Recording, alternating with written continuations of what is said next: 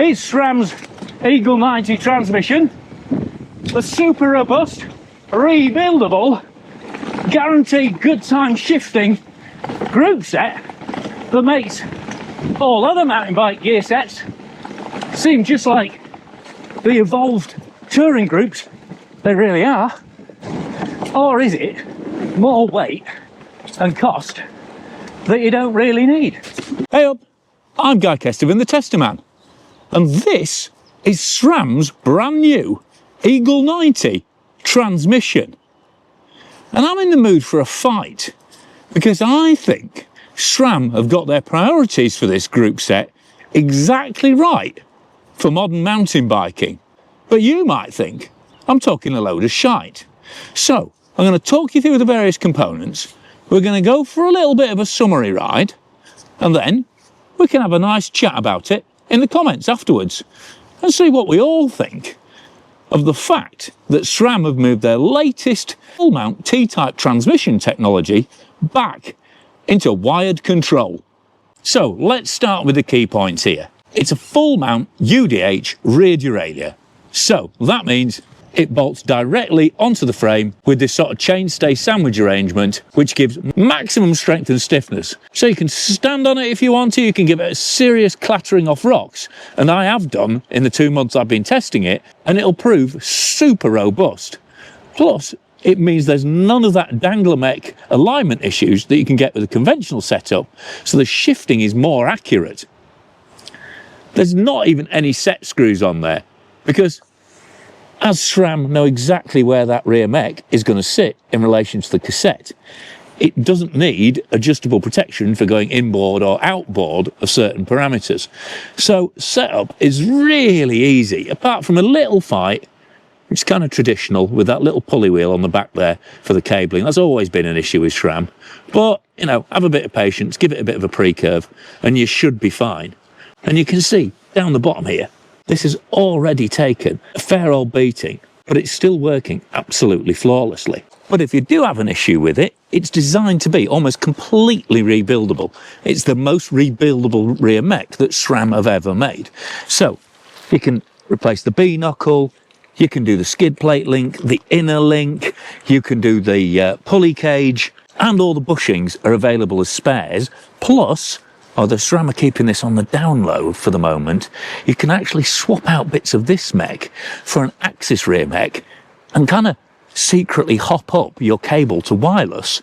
The one thing you don't get is the smart, if it gets a stick stuck in it, the outer teeth revolve but the middle doesn't, jockey wheel. And also it's an all alloy. This is the 90 is the top of range. There's a 70 as well, and it's an all alloy cage. Although again, SRAM are trying to keep this a bit quiet, but if you really wanted to lighten this setup up, you could pull the carbon cage off an XXSL AXS rear mech and save yourself some weight with a new jockey wheel cage.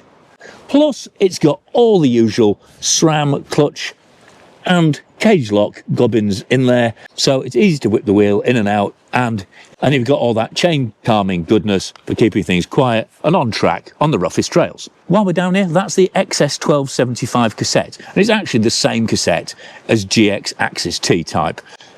So 12 speed, 10 to 52, you've got that red marker little rubber inset there, that's the setup cog that you do all the fit management on it from. There's a proper procedure to it that SRAM have detailed on a really good YouTube video, so go watch that. I'm not going to mangle it here for you.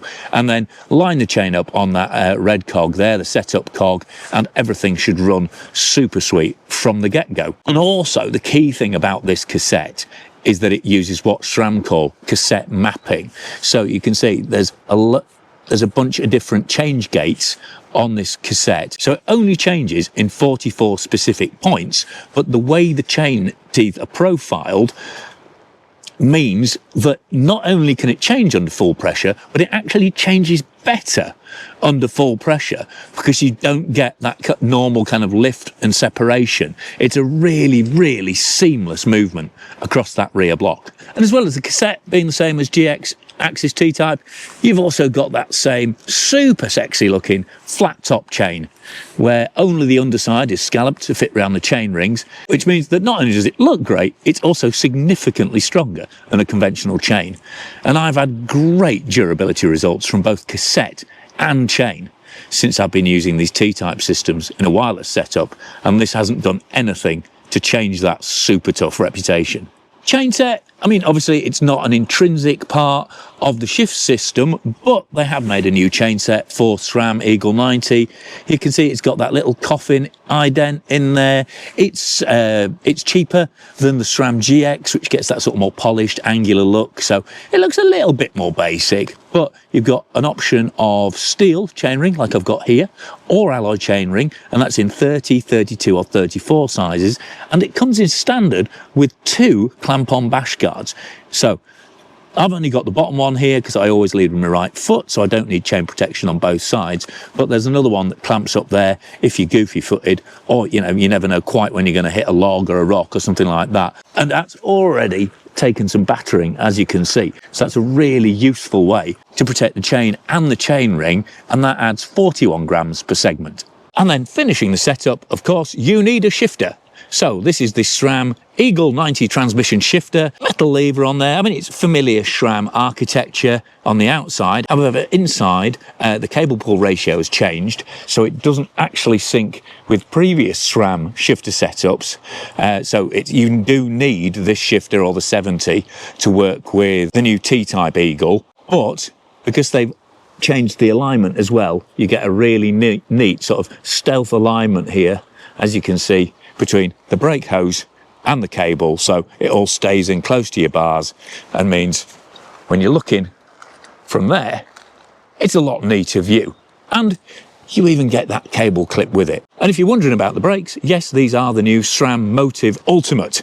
They're all new, all round, lightweight sort of trail, XC trail through to enduro brake, but I'll be dealing with them in a separate video. So in terms of weight, EAGLE 90 transmission with the steel chainring, but without the bash guards on, comes in at 1627 grams compared to GX at 1510 and XT at 1535. But interestingly, despite the fact you're getting a much heavier mech and a battery included, the much lighter shifter on SRAM GX axis means it's only 26 grams heavier. So in terms of pricing, obviously this might change going forward, but on the day of release, it's 106 quid more than SRAM GX. It's 45 quid more than Shimano XT, but it's 525 quid cheaper than SRAM GX axis. And of course, going to cable, while it does add, friction issues and maintenance issues over time, it saves you a lot of hassle in terms of batteries, charging, forgetting them, or just, the perhaps inevitable failure of taking electric components mountain biking, which I think will make it with an instant hit with a lot of people who don't think electronics have a place in mountain biking. And also, I think it's really important that SRAM are clearly interested in wireless gear development going forward. There was quite a lot of conspiracy theory going on that SRAM had completely abandoned cabled shifting. So it's really good to see all their latest technology with cable actuation rather than relying on a battery.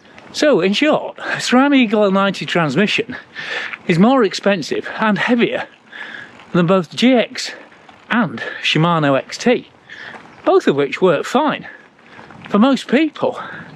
But where I think EAGLE 90 really comes into its own is on the trail when things get rowdy, and that's where I think SRAM are really getting their priorities right in terms of modern mountain biking.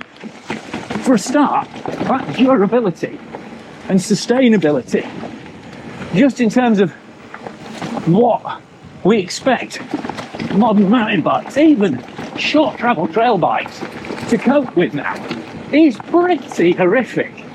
So having a much more robust, stronger, more accurate setup that can properly take a beating, and then adding that repairability aspect, I think that's brilliant. I think the shifter feel is excellent too. It's just a really nice balance between noticeably easier on the thumb than Shimano or previous SRAM, but still tactile and positive enough to not miss shift if you habitually hover your thumb over the shifter, even on rough stuff. Plus, while you only get 2 downshifts per sweep, compared to previous SRAM or Shimano where you could get up to 5 or 6, that's generally more than enough on a wide range cassette. Plus, because each of those shifts is carefully choreographed, you're never going to get a miss shift, and you haven't got the potential to just wipe the chain right across the cassette and do the chain some serious mischief, and just would generally put a lot more wear and tear through the transmission. Plus, on the e-bike version, it's a single shift as well, so it's a proper bang bang bang setup, and the shifting itself is seriously impressive. Even at maximum torque, you're just getting a super clean light shifting action right up through the block. And while it doesn't change as quickly in the lower gears because it doesn't have as many gates as Shimano, if you go into the higher cogs, by that point the shift rate is pretty much the same, both of them settling out kind of a shift for every crank turn. The difference is on T-Type, it's just flawless, super efficient, and absolutely guaranteed pretty much every time, as long as you've set it up properly. To be honest, at this point I was going to hopefully do a whole load more kind of clever filming of shifting and the chain working and stuff like that, but just been riding and unfortunately managed to kick a little Insta 360 Go into the spokes, so you're not going to get any more clever footage. But to be honest, I think I've said more or less everything I need to. I mean, I wrote a huge essay on this for MBR, so if you want to read 2,500 words and have very detailed comparisons on weight and stuff like that, and the fact that, you know, you get 3 shifts at the bottom of the block on GX and XT compared to 2 shifts on the bottom of the block compared to this T-Type, because of that gated community X-Sync setup they've got on the cassette, and, you know, and other, you know, really detailed stuff, then go read that by all means. But fundamentally, yes, it's bulky, which, you know, inherently means there's more chance of you clobbering it, especially if you're running mullet like I am at the moment. That cage is pretty close to the ground, as you can see by the little bit of decoration that Ilkley Moore did to it last week. But overall, I think having a super tough, super accurate, easy to set up rear mech that's bomb proof and rebuildable matters a lot more to most people than saving 100 grams in weight. And in the same way, I think having bash guards as standard on the chain set, you can see it's taking another hit there, bash guards as standard on the chain set, and having stainless steel chain rings, having a more durable chain, having a more durable cassette. Yes, it all costs a little bit more, well, apart from the chain set, that's actually a pretty good deal, but the chain and the cassette do cost more than other equivalents, but that's in the first instance. The more you ride them, the more they're going to pay you back, not just in lasting them well themselves, but also just in a better experience on the bike. Because I have to say, it took me a while. It was weird, actually. It took me a while because I'm so used to cable shifting needing more nursing than the electric shifting. It actually took me a while to like fully believe that T-Type really could shift under pressure as well as it has proved. But now I'm into it. It's just another thing you don't have to worry about while you're riding. Because frankly, there's enough you know, just with the trees and the trails and everything else, let alone all the things you come mountain biking to escape from, just having guaranteed good time shifting from your thumb right through to the rear cassette. I think that, I mean, I'm not going to say it's invaluable, but I certainly does think it has a genuine value. But maybe I've drunk too much of the SRAM Kool-Aid. I'm certainly very excited to see Shimano coming out, because that's got to be soon. And there's Di2 electric and cabled in that. And from what I've seen, you know, it's a very different approach to what SRAM are taking in terms of size and in terms of sort of, you know, how neatly tucked in and stuff it is. But I've probably said too much already. But I think, you know, it's definitely a very, very exciting year for, you know, bicycle gearing. Oh God, yeah, no, I am excited about bicycle gearing. Judge me if you have to, but at least I've made a job out of it. But anyway, I think there's a lot of things to talk about here. You know, are you happy that it's not electric?